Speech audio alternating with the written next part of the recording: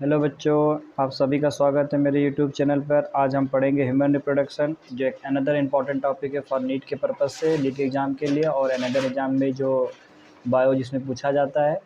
मैं बता दूं कि इसमें से इस चैप्टर से पार्टिकुलरली ह्यूमन रिप्रोडक्शन से करीब करीब 4 से 5 क्वेश्चन जो हर साल जो है इस चैप्टर से पेपर में आते हैं। तो इस चैप्टर को हम बहुत थॉरली पढ़ेंगे और बहुत आराम से पढ़ेंगे, क्योंकि हमारे जीवन से भी जुड़ी हुई चीज़ें हैं, तो इसको हम निगलेक्ट एक लाइन भी नहीं कर सकते हैं। ठीक है, और इंटरेस्ट उसमें ऐसे ही आ जाता है, इसमें कोई दिक्कत तो है नहीं। चलिए स्टार्ट करते हैं आज का नया चैप्टर ह्यूमन रिप्रोडक्शन। मैं टॉपिक से पहले कुछ बातें आपको बता दूं, कुछ एक्स्ट्रा इन्फॉर्मेशन दे दूं आपको, वो आप नोट डाउन कर लीजिएगा। जैसे आप मेरे बुक में देख रहे होंगे, ये सब मैंने लिखा हुआ है, तो आप भी अपने बुक में साइड में ऐसी थोड़ी जगह होती है, ठीक है, आप लोग भी इस तरीके से लिख लिया करिए।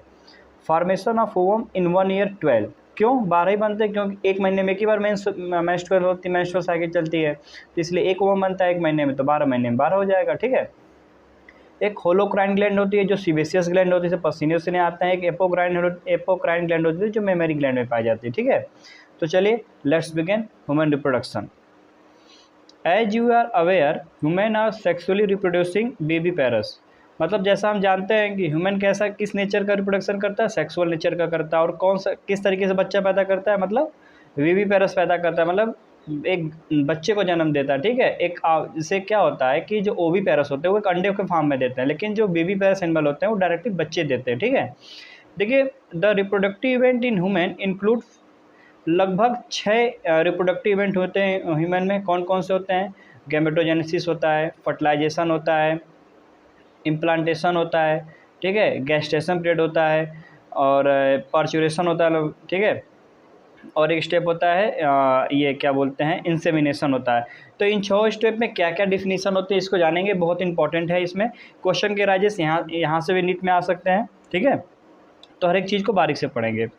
The reproductive event in human include formation of gamete. जैसा मैंने पहले ही बता चुका है, मेल और फीमेल गलने प्रोसेस, मेल या फीमेल गैमेट जो भी बन रहा है उसको कहेंगे गैमेटोजेनेसिस। स्पर्म मेल में बनता है, ओवम क्या होती है, फीमेल में बनती है। अब बन तो गया, ट्रांसफ़र कैसे होगा? Transfer of sperm into the female genital tract. Male sperm का फीमेल जेनेसियल ट्रैक्ट में जो ट्रांसफ़र होता है उसको कहते हैं insemination. And fusion of male and female gamete, और इस इंसेमिनेशन हो गया इंसेमिनेशन प्रोसेस, मतलब मेल स्पर्म जो है फीमेल जेनेसियल ट्रैक्ट में पहुंच गया, और पहुंचने के बाद स्पर्म क्या करेगा, ओवम को खोजेगा, तो ओवम से जाके मिलेगा। ठीक है, उससे क्या होगा, फर्टिलाइजेशन प्रोसेस कंप्लीट हो जाएगा। ठीक है, leading to formation of zygote, और फर्टिलाइजेशन से क्या बनता है, जाइगोट। जाइगोट होता है 2n और गैमेट होता है n। This is followed by formation and development of blastocyst. This is followed by formation and development of blastocyst and its attachment to the uterine wall. अब ये देखिए चौथा प्रोसेस क्या है कि जो जाइगोट बन गया, अब इसके आगे क्या होगा? जाइगोट ऐसा तो है नहीं जाइगोट बन के ही रुक जाएगा, आगे बढ़ेगा ना, जाइगोट से एम्ब्रियो तो जाएगा ही जाएगा। अब वो स्टेज होने के लिए क्या क्या होता है, ये होता है इसमें, this is followed by formation and development of blastocyst and its attachment to the uterine wall. ये क्या होता है, फिर यूट्राइन वॉल से जुड़ जाता है। ठीक है, इसको क्या कहते हैं, implantation. Attachment of blastocyst to the uterine wall, इसको कहते हैं इम्प्लांटेशन, और ये बहुत इंपॉर्टेंट होता है। ठीक है, प्रेगनेंसी के लिए। अब आगे आपको चैप्टर के एंड में पता चलेगा कि इम्प्लांटेशन क्यों इतना इंपॉर्टेंट है। ठीक है, अब इम्प्लांटेशन हो गया, ये मैक्स हो गया कि एम्ब्रियो बन चुका है, तो अब होगा एम्ब्रियोनिक डेवलपमेंट। जो 9 महीने का डेवलपमेंट होती है, जो 9 महीने ग्रोथ, उसको कहते हैं एम्ब्रियोनिक गैस्टेशन पीरियड। ठीक है, तो वो होता है 9 महीने का। 9 महीने का जब बच्चा हो जाएगा, तो जब 9 महीने होगा तो फिर बच्चा पैदा भी होगा, तो जो बच्चा पैदा होने का प्रोसेस को कहते हैं पार्चुरेशन। बच्चा पैदा होने का प्रोसेस क्या कहते हैं, पार्चुरेशन कहते हैं। ठीक है बच्चों, और याद रखिएगा कि 7वें महीने में अगर बच्चा पैदा होता है तो भी वो सर्वाइव कर जाएगा, लेकिन इसके नीचे नहीं। इसके नीचे अगर बच्चा पैदा होता है तो चिंता नहीं रहे, क्योंकि बहुत सारे ऑर्गन बनेंगे ही नहीं जो नेसेसरी होते हैं लाइफ एग्जिस्टेंस के लिए। ठीक है, अब आगे बढ़ते हैं। इस सब लाइन को ऐसे अंडरलाइन करिएगा जैसे मैंने किया हुआ है। You have learn that these reproductive event occur after puberty. अब ये बताना चाह रहे हैं कि जैसा आपने पढ़ा होगा कि जो भी रिप्रोडक्टिव इवेंट हुआ है, गैमेटोजेनेसिस, इंसेमिनेशन, इम्प्लांटेशन, गैस्टेशन, ये पार्चुरेशन, ठीक है, ये जितने भी हुए हैं, फर्टिलाइजेशन, ये सब आफ्टर प्यूबर्टी होते हैं। ठीक है, अब प्यूबर्टी कब आती है? 11 to 13 ईयर के। There are a remarkable difference between the reproductive event in the male and in the female. मतलब रिमार्केबल, मतलब जहाँ मतलब अंतर आपको देखते ही पता चल जाएगा। मेल और फीमेल के रिप्रोडक्टिव डेवलपमेंट में बहुत डिफरेंस होता है, ये आपको देखते ही पता चल जाएगा। ये आपको बताने की ज़रूरत ही नहीं पड़ेगी, ठीक है, समझाने की ज़रूरत ही नहीं पड़ेगी, आपको सामने से दिख जाएगा। फॉर एग्जाम्पल, जैसे एग्जाम्पल तौर पे चलो समझा भी दे रहे हैं, कह रहे हैं कि इन्होंने सोचा होगा कि क्या पता बच्चों को ना समझ में, तो समझा देते हैं।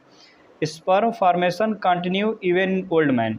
जो स्पर्म का फॉर्मेशन होता है वो हमेशा बनता रहता है। अगर आदमी अगर बूढ़ा भी हो गया है, 75-80 साल का भी हो गया है, तो भी उसमें क्या होगा, स्पर्म बनता रहेगा। But formation of ovum ceases in women, ceases माने ख़त्म हो जाना, लेकिन ओवम का जो फॉर्मेशन है ना वीमेन में 50 ईयर के आसपास ख़त्म होना। 50 साल के अगर फीमेल हो गए तो उसके अंदर वो बनना बंद हो जाएगा, क्या, ओवम बनना बंद हो जाएगा। अब आगे बढ़ते हैं। Let us examine the male and female reproductive system in human. अब point wise male reproductive system और फीमेल रिप्रोडक्टिव सिस्टम के बारे में पढ़ेंगे। उसके पहले फिर से आप कुछ पॉइंट नोट डाउन कर लीजिए, ठीक है। मेल में प्यूबर्टी कब आती है, 14 to 16 ईयर में, फीमेल में आती है 11 से 13 साल की उम्र में, ठीक है। मेल में जो प्राइमरी सेक्स ऑर्गन होता है वो टेस्टिस होता है, वो क्या होता है, गोनेड होता है, ठीक है। और जैसा और हाँ, एक एक्स्ट्रा इन्फॉर्मेशन और है कि 2 penis found in kangaroo. Generally एक पेनिस ही पाया जाता है सब में, लेकिन कंगारू में 2 पेनिस पाया जाता है, ठीक है। अब चलिए, इतना हो गया। अब हम इस चैप्टर को आगे बढ़ाते हैं, शुरू करते हैं द मेल रिप्रोडक्टिव सिस्टम। अब पुरुष का रिप्रोडक्टिव सिस्टम कैसा होता है उसके बारे में पढ़ेंगे। The mail reproductive system is located in the pelvic region. जाहिर सी बात है, आपको समझ में आ रहा होगा कि mail reproductive system pelvic region में होता है, ठीक है। इट इंक्लूड कौन, mail reproductive system include a pair of testis. Testis कैसा होता है, पेयर में होता है, याद रखिएगा, ठीक है। यहाँ से भी अनपेयर करके दे देंगे, testis is not a pair structure, नहीं, गलत है, टेस्टिस क्या पेयर स्ट्रक्चर है, ठीक है। Along with the accessory duct, gland and the external genitalia. क्या क्या होता है, it include a pair of testis along with the accessory duct, gland and the external genitalia, ठीक है। इतना हो गया। अब चलिए हम आगे बढ़ते हैं। अब एक कुछ बाहरी पॉइंट इसमें और है, उसको भी देखिए।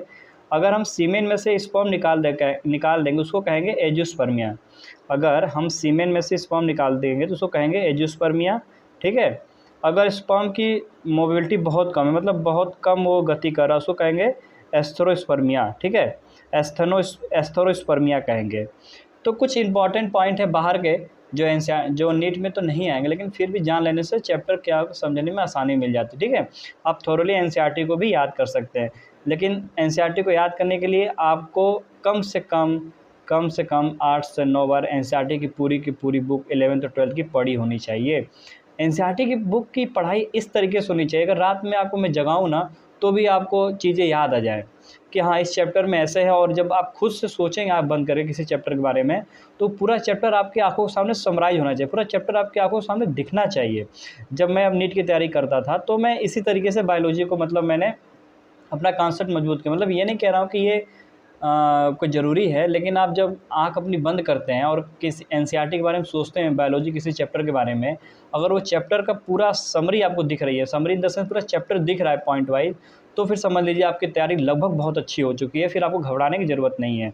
और बायोलॉजी में सिली मिस्टेक क्यों होती है, जनरली बायोलॉजी में क्या होता है ना कि लोगों को लगता है कि हो जाएगा, बस वो हो जाने के चक्कर में सिली मिस्टेक हो जाता है, वो क्वेश्चन सही नहीं होता है, वो सिली मिस्टेक हो जाता है। तो उसके लिए आपको करना होगा क्वेश्चन प्रैक्टिस। जितना ज़्यादा आप एनसीईआरटी बेस्ड क्वेश्चन की क्वेश्चन प्रैक्टिस करेंगे उतना बेहतर है।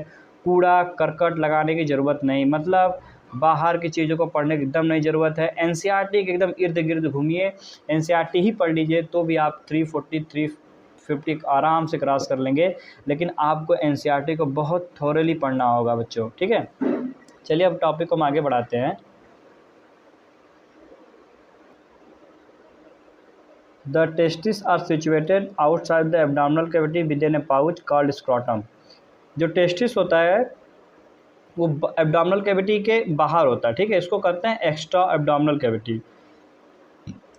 टेस्टिस जो होता है वो एब्डोमिनल कैविटी के बाहर स्थित होता है, उसको कहते हैं एक्स्ट्रा एब्डोमिनल कैविटी। और एक पाउच में होता है, उसको कहते हैं स्क्रोटम। टेस्टिस जो होता है आउटसाइड द एब्डोमिनल कैविटी होता है और एक पाउच में होता है, ठीक है, उसको कहते हैं स्क्रोटम पाउच को। The scrotum help in maintaining the low temperature of the testis necessary for spermatogenesis. Scrotum में एक लेयर पाई जाती है, उसको एक मसल्स पाई जाती है स्क्रोटम में, वो होती है डार्टस मसल, DARTAS, इस डार्टर। इसके कारण क्या होता है कि टेम्परेचर कम हो जाता है। टेम्परेचर कितना कम होता है? 2 से 2.5 degree C lower than the normal internal body temperature, मतलब जो बॉडी का टेम्परेचर है उससे 2 से 2.5 डिग्री कम होगा, ठीक है। और ये ज़रूरी भी है किसके लिए? स्पर्मेटोजेनेसिस, स्पर्म के फॉर्मेशन के लिए ज़रूरी है कि टेम्परेचर थोड़ा सा कम ही रहे 2 से 2.5 डिग्री बॉडी से, ठीक है। और टेम्परेचर कम कौन करता है? डार्टस मसल करता है, ठीक है। In adult is testis is oval in shape. Adult में क्या होता है? टेस्टिस ओवल शेप का होता है, with A length of about 4 to 5 centimetre and A width of about 2 to 3 centimetre. अब देखो इसको ऐसे याद करना है, 2 3 4 5, 2 से 3 क्या होगी? चौड़ाई होगी, विथ होगी, ठीक है। और लंबाई कितनी होगी? 4 से 5 होगी। इसको ट्रिक है 2 3 4 5, 2 से 3 क्या होगी? विथ होगी, ठीक है। और लंबाई कितनी होगी? 4 से 5 होगी, ठीक है। इसको इस ट्रिक से याद रखिएगा, 2 3 4 5, 2 से 3 क्या है? चौड़ाई है, और 4 से 5 क्या? लंबाई। इसको इस तरीके से याद करिएगा। The testis is covered by A dense covering. जो टेस्टिस होता है वो डेंस कवरिंग से कवर होता है। अब डेंस कवरिंग को जान के आप क्या ही करेंगे, क्योंकि एग्जाम में वो आता नहीं है नीट के, ठीक है। ईच टेस्टिस, प्रत्येक testis has about 250 compartment called testicular lobule. प्रत्येक टेस्टिस जो होता है करीब करीब उसमें 250 कंपार्टमेंट होते हैं। इसको क्या कहते हैं? टेस्टिकुलर लोब्यूल कहते हैं, ठीक है। जो टेस्टिस के बाद 250 कंपार्टमेंट हैं इसको कहेंगे हम टेस्टिकुलर लोब्यूल। अब देखिए ये डायग्राम इतना इंपॉर्टेंट तो नहीं है, ठीक है। इसको बस एक बार देख लीजिएगा कैसे क्या है, लेकिन कोई इंपॉर्टेंट नहीं है। हाँ, इस पॉइंट का निचोड़ क्या हुआ इस लाइन का? The testis situated outside the abdominal cavity with in A pouch called scrotum, ठीक है। स्क्रॉटम का क्या काम है? टेम्परेचर को कम करना। क्यों टेम्परेचर कम करता है? क्योंकि स्पर्मेटोजेनेसिस होने के लिए नेसेसरी। वो भी कितना टेम्परेचर कम हो रहा है? 2 से 2.5 डिग्री सी, फ़ारेनहाइट नहीं, 2 से 2.5 डिग्री से। अगर फ़ारेनहाइट दे दिया तो आपको यूनिट चेंज करनी पड़ेगी, हालांकि इतना आता नहीं नीट में, लेकिन रॉन्ग स्टेटमेंट पूछ सकता है। तो 2 से 2.5 डिग्री की जगह 2 से 2.5 फ़ारेनहाइट दे देगा तो फिर वो क्वेश्चन गलत हो जाएगा, ठीक है। फ़ारेनहाइट में कुछ वैल्यू अलग आएगी। इस लेवल के थॉट को आपने डेवलप करिए कि क्वेश्चन इस तरीके से राइज हो। क्वेश्चन बनाना अगर सीख गए ना एनसीईआरटी की लाइन से, तो आपका काम हो जाएगा फिर, मतलब आप आराम से अच्छा खासा स्कोर करोगे। मैं आपको बायोलॉजी का अपना पेपर दिखाऊंगा, जब मैं प्रैक्टिस करता था जिस कोचिंग का। मैं किसी कोचिंग का प्रचार नहीं कर रहा हूँ, मैं बता रहा हूँ जिस कोचिंग का मैंने टेस्ट दिया था, उस कोचिंग का टेस्ट में पेपर कैसे देता था आपको दिखाऊंगा कुछ अगले दिनों, आने वाले कुछ दिनों में, ठीक है। तो पता चल गया टेस्टिस की चौड़ाई 2 से 3 होती है, लंबाई 4 से 5 होती है। ट्रिक क्या है? 2 3 4 5, ठीक है। अब आगे बढ़ते हैं। Each lobule contain 1 to 3 highly coiled seminiferous tubule in which sperm produce. प्रत्येक लोब्यूल के पास, मतलब प्रत्येक टेस्टिकुलर लोब्यूल के पास 1 से 3 हाईली कॉइल्ड सेमिनिफेरल ट्यूब्यूल होते हैं जिसमें स्पर्म प्रोड्यूस होता है, ठीक है। Each seminiferous tubule is line on its inside by 2 type of cell. प्रत्येक सेमिनिफेरल ट्यूब्यूल जो होता है वो अंदर से 2 तरीके से सेल से जुड़ा होता है। 2 तरीके सेल्स के मतलब उसको घेरा होता है। कौन कौन? Male germ cell and Sertoli cell, ठीक है। जो मेल जर्म सेल होता है, the male germ cell undergo meiotic division, ठीक है। और जो मेल जर्म सेल होता है ना क्यूबाइडल का बना होता है, ठीक है।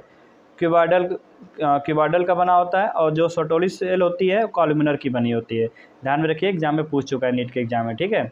तो क्या है कि each seminiferous tubule is line on its inside by 2 type of cell called male germ cell and Sertoli cell. Male germ cell को कहते हैं स्पर्मेटोगोनिया।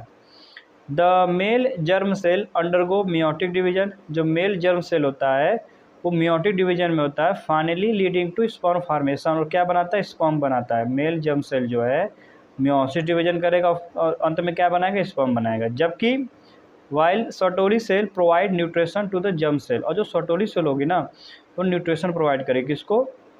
जर्म सेल को, ठीक है। और एक हाँ सर्टोरी सेल एक इनबिन हार्मोन भी सिक्रेट करते हैं। आपको जैसे दिख रहा होगा, मैंने लिखा इनबिन, लिख लीजिएगा आप लोग भी। सर्टोरी सेल जो है इनबिन हार्मोन का भी सिक्रेट करती है। ये तो बात हो गई सेमिनिफेरल ट्यूब्यूल के इनसाइड में क्या होता है। अब आउटसाइड में क्या होता है सेमिनिफेरल ट्यूब्यूल के, उसके बारे में देखेंगे। The region outside the seminiferous tubule called interstitial space. जो रीजन होता है ना सेमिनिफेरल ट्यूब्यूल के जो बाहर का रीजन होता है उसको कहते हैं interstitial space. Contain small blood vessels and interstitial cell और Leydig cell. The region outside the seminiferous tubule called interstitial space, उसको कहते हैं इंटरस्टिशियल स्पेस। और क्या करती है? स्मॉल ब्लड वेसल्स और लेडिक सेल अपने कंसिस्ट करते हैं, ठीक है। Leydig cell synthesize and secrete testicular hormone called androgen. जो लेडिक सेल होती है ना, वो एक हार्मोन बनाती है, उसको कहते हैं एंड्रोजन। और याद रखना, एंड्रोजन हार्मोन सिर्फ और सिर्फ मेल में पाया जाता है और कहीं नहीं पाया जाता है, ठीक है। Other immunological competent cell are also present. और भी सारे मतलब इम्यूनोलॉजिकल कॉम्पिटेंट प्रेजेंट होते हैं, ठीक है। उसको यहाँ पर नहीं बताया गया है, वो डिटेल है, वो जब आप हायर क्लासेस में जाएंगे, चाहे मेडिकल फील्ड में आते हैं, तो आपको पता चलेगा। हाँ, ये डायग्राम ज़रूर आप देखिएगा। लेबलिंग डायग्राम की बहुत इंपॉर्टेंट है इसकी। Ureter, urinary bladder, vas deferens, seminal vesicle, prostate, bulbourethral gland, urethra, तो ये सब चीज़ें आपको पता होनी चाहिए। Epididymis, vasa efferentia, rete testis, testicular lobule, ठीक है। ये सब आपको लेबलिंग याद होनी चाहिए। लेबलिंग याद कैसे होगी? 3-4 बार देखिए, फिर आँख बंद कर जो सोचने की कोशिश करिए, इस डायग्राम को याद करने की कोशिश करिए। आप मेरी बात विश्वास मानिए। आप डायग्राम को 3 से 4 बार देखिए, फिर आँख बंद करके उस डायग्राम को अपनी आँख के सामने लाने की कोशिश करिए। शुरुआत में थोड़ी सी दिक्कत होगी, लेकिन बाद में वो चीज़ें आपको रिकॉल हो जाएंगी, ठीक है, आपको याद हो जाएंगी, ठीक है ना। तो आपको याद होनी चाहिए कौन सी चीज़ें कहाँ पर लेवल है, और ऐसे ही आपको देखना है, ठीक है। अब चलिए हम आगे बढ़ते हैं, थोड़ा टॉपिक को आगे बढ़ाते हैं। अब बात करते हैं एक्सेसरी डक्ट की। जैसा आपको यहाँ पे दिख रहा होगा एक्सेसरी डक्ट। अब आप लोग उस समय डाउट में पड़ गए होंगे कि एक्सेसरी डक्ट क्या है, अब उसके बारे में थोड़ा सा हम देखेंगे। लेकिन एक्सेसरी डक्ट से पहले मैं आपको एक ट्रिक बताऊँ। स्पर्म कंडक्शन का पाथ, जब इंसेमिनेशन प्रोसेस में स्पर्म कैसे इजैकुलेट होता है, उसका पाथ क्या होता है मेल के अंदर, उसकी वो पहले ट्रिक देख लीजिए। Testis, seminiferous tubules, rete testis, vasa efferentia, epididymis, vas deferens, ejaculatory duct and urethral meatus, ये होता है स्पर्म कंडक्शन का पाथ मेल में। और ये आपको याद होना चाहिए। क्यों याद होना चाहिए? क्योंकि कभी कभी यहाँ से ये चीज़ गायब कर देगा एपिडाइडमिस, और पूछेगा कि स्पर्म कहाँ से कहाँ नहीं जा पाएगा, तो वासा फ्रेंसिया से वास डिफरेंस में स्पर्म नहीं जा पाएगा, क्योंकि एपिडाइडमिस को मैंने काट दिया। तो इसलिए आपको ये सीक्वेंस याद होना चाहिए। नीट में कई बार पूछ चुका है, ठीक है। जरूरी नहीं कि ये वासा फ्रेंसिया भी दे, एपिडाइडमिस भी गायब कर देगा। चाहे वास डिफरेंस को एपिडाइडमिस से पहले रख देगा क्वेश्चन, चाहे वासा फ्रेंसिया को वास डिफरेंस के बाद रख देगा। तो इस तरीके से क्वेश्चन को गड़बड़ झाला करते हैं, उलझाते हैं। तो आपको ये सब चीज़ें माइंड में एकदम क्रिस्टल क्लियर होनी चाहिए बच्चों। चलिए आगे बढ़ते हैं। The male sex accessory duct include rete testis, vasa efferentia, epididymis and vas deferens. जो मेल सेक्स एसेसरी डक्ट होता है क्या क्या इंक्लूड करता है? Rete testis, vasa efferentia, epididymis and vas deferens. The seminiferous tubule of the testis open into the vasa efferentia through rete testis. जो seminiferous tubule होता है टेस्टिस का, वो किस में ओपन होता है? वासा फ्रेंसिया, किसके थ्रू? रिटी टेस्टिस के थ्रू। देख लो, seminiferous tubule of the testis open into vasa efferentia. देखो, seminiferous tubule vasa efferentia open हो रही किसके थ्रू? रिटी टेस्टिस के थ्रू, ठीक है। The vasa efferentia leave the testis and open into epididymis. जो वासा फ्रेंसिया होती है वो टेस्टिस से आगे बढ़ती है, ठीक है। और कहाँ उसमें ओपन होती है? एपिडाइडमिस में। Into epididymis located along the posterior surface of each testis. अब देखिए, जो एनसीईआरटी में ये सब शब्द है ना, epididymis located along the posterior surface of each testis, जो बच्चा पहली बार एनसीईआरटी पढ़ रहा होगा ना, वो सोच रहा होगा कि located along the posterior surface of each testis कौन है? एपिडाइडमिस है कि टेस्टिस है कि वासा फ्रेंसिया? वो सोच में पड़ जाएगा, ये पहली बार अगर एनसीईआरटी पढ़ रहा है। तो एनसीईआरटी के हम इसी लैंग्वेज को पकड़ना है, कि किसको एग्जैक्टली कह रहा है। ये कह रहा है एपिडाइडमिस को। क्यों अब क्यों कह रहा है ये नहीं, ये कह रहा है एपिडाइडमिस को ही कह रहा है, वासा फ्रेंसिया को नहीं कह रहा, ना कि टेस्टिस को कह रहा है। तो एनसीईआरटी की इस लैंग्वेज को पकड़िए। यहीं पर आपको सिली मिस्टेक एग्जामिनर यहीं से क्वेश्चन को उठा देता है। अगर बच्चों को लाइन समझ में नहीं आ रहती है, फराटेदार पढ़ के निकल जाते, तो ध्यान नहीं देते हैं कामा का कैसे क्या शब्दों का, तो बस यहीं पे गड़बड़ी पैदा होती है, ठीक है। तो आप इन सब चीज़ों का ध्यान में रखेंगे, इसको अवॉइड नहीं कर सकते आप किसी भी कीमत पे, ठीक है, ऐसे लाइनों को। तो epididymis located along the posterior surface of each testis. The epididymis lead to vas deferens. Epididymis देखो लीड टू वास डिफरेंस, ये जो एपिडाइडमिस है वास डिफरेंस की तरफ बढ़ रही है। The epididymis lead to vas deferens that ascend to the abdomen and loop over the urinary bladder. देखिए, the epididymis lead to the vas deferens, epididymis है ना, अब देखो वास डिफरेंस की तरफ है, loop over the urinary bladder, मतलब urinary bladder के ऊपर पर देखिए गुथी हुई है, तो यही है, ठीक है बच्चों। चलिए आगे बढ़ते हैं। It receive a duct from seminal vesicle and open into urethra as the ejaculatory duct. कौन इट रिसीव किसके बारे में बोल रहा है? ये एपिडाइडमिस के बारे में बोल रहा है। It receive a duct from seminal vesicule and open into urethra as the ejaculatory duct. These ducts store and transport the sperm from the testis to the outside through the urethra. अब sperm को store कौन करता है? ejaculatory duct करता है. It receive a duct from seminal vesicule and open into urethra as the ejaculatory duct. These ducts store and transport the sperm from the testis to the outside through urethra. ठीक है, ejaculatory duct क्या करता है? Sperm को store करता है. The urethra originate from the urinary bladder. जो urethra होती है ना, यूरिनी ब्लैडर से ओरिजिनेट होती है. ठीक है, जो यूरेथ्रा होती है वो यूरिनी ब्लैडर से ओरिजिनेट होती है. ठीक है, the urethra originate from the urinary bladder and extend through the penis to its external opening called urethral meatus. ये जो यूरेथ्रा होती है, जो यूरेथ्रा होती है कहाँ से ओरिजिनेट होती है? यूरिनी ब्लैडर से. और कहाँ तक एक्सटेंड मैंने कहाँ तक फैली होती है? Extend through the penis to its external opening called urethral meatus. ठीक है, ये हो गया. अब चलिए थोड़ा सा कुछ और डिटेल करते हैं. आर्चियोपेप्सी. आर्चियोपेप्सी को क्या करते हैं? ये थोड़ा बाहर का नॉलेज है. ठीक है, ये अंदर का नहीं. आर्चियोपेप्सी क्या होता है? Orchiopexy testis are brought into scrotum. जो टेस्टिस होता है वो स्क्रॉटम के अंदर ला जाता है. Testis are brought into scrotum. इस टेक्निक को कहते हैं आर्चियोपेप्सी. कभी कभी क्या होता है ना, टेस्टिस डिसेंड नहीं होता है. ठीक है, तो उसको हम डिस्टेंस मतलब डिसेंड करते हैं स्क्रॉटम में. क्यों? क्योंकि टेस्टिस अगर स्क्रॉटम में नहीं जाएगा ना तो स्पर्मेटोजेनेसिस होने में दिक्कत होगी. क्यों? क्योंकि टेम्परेचर कम नहीं होगा, टेम्परेचर ज़्यादा ही रहेगा. और काम कौन करता है टेम्परेचर कम करने का? स्क्रॉटम की डॉटर्स मसल्स करती है. जैसा मैंने पहले बता चुका हूँ. ठीक है, अब आपको एक बात और बता दूँ कि टेललेस स्पर्म किस में पाया जाता है? एस्कैरिस में पाया जाता है. जबकि स्पर्म में हमेशा टेल होते हैं, लेकिन एक्सेप्शन है इसमें एस्कैरिस. ठीक है बच्चों, अब चलिए हम आगे बढ़ते हैं नेक्स्ट पॉइंट पे.